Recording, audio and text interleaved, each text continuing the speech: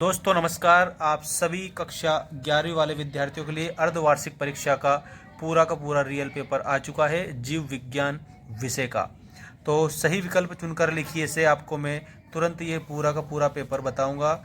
तो आपको सारा पेपर हल सहित बताया जा रहा है। दोस्तों जल्दी से जल्दी आप सभी अपने स्टूडेंट मित्रों के साथ शेयर कर दीजिएगा इस वीडियो को, क्योंकि सभी के लिए इम्पोर्टेंट होने वाला है और असली पेपर है आपका ये। देखिए सही विकल्प का चयन कीजिए, सभी जिलों के लिए है, ये भी आपको याद रखना है, ठीक है।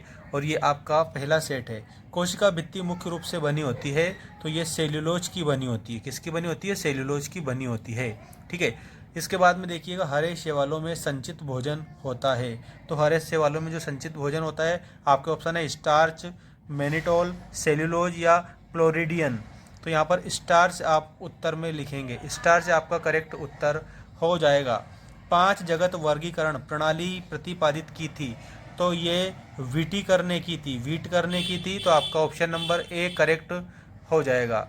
इसके बाद में देखिएगा रेखित पेशी की संकुचन की इकाई है, तो इसमें आपको उत्तर बताना है साइकोमीटर। साइकोमीटर आपका ऑप्शन नंबर फर्स्ट में दे रखा है, ठीक है। इसके बाद में देखिएगा द्विनाम नामकरण किन दो शब्दों से मिलकर बना होता है? तो ये वंश जाति से मिलकर बना होता है, वंश और जाति से मिलकर बना होता है, वंश जाति आप याद रखेंगे इसमें, ठीक है।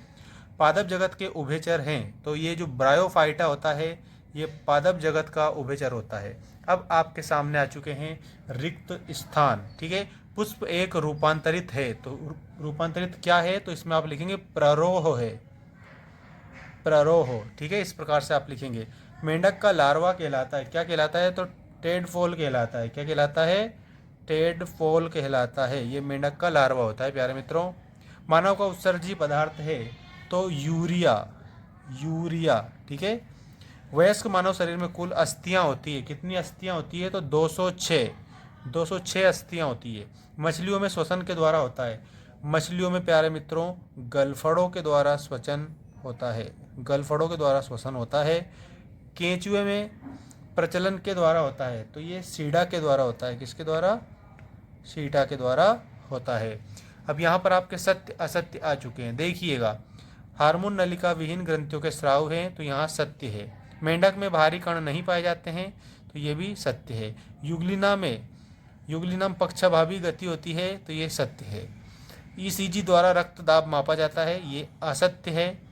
अमीबा के प्रचलन अंग सीलिया है, तो ये भी असत्य है। पक्षियों की अस्थियां ठोस होती है, गलत, तो आप इसमें असत्य लिखेंगे, ठीक है। अब मैं आपको बता रहा हूँ सही जोड़ी बनाइए। देखिए यहाँ पर ए बी रक्त समूह, तो जो ए बी रक्त समूह है ये सर्वदाता होता है, सर्वग्राही होता है, ठीक है, सर्वग्राही। और ओ रक्त समूह सर्वदाता होता है, ओ रक्त समूह सर्वदाता होता है।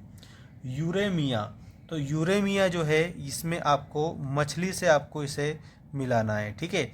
और अमोनोटिक, तो इसमें आपको मिलाना है हीमोडायलिसिस से, तो आपका ये 4 वाला। और पटेला, ये एक अस्थि है पटेला, ठीक है। तो ये आपको ऐसे आपको पूरी जोड़ी इस प्रकार से मिला लेनी है।